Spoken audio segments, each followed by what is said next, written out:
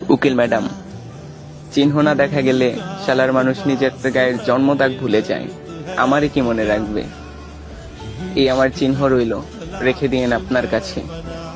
নয়তো আমাকে মনে রাখার মতো কেউ হয়তো থাকবে না দুনিয়ায়।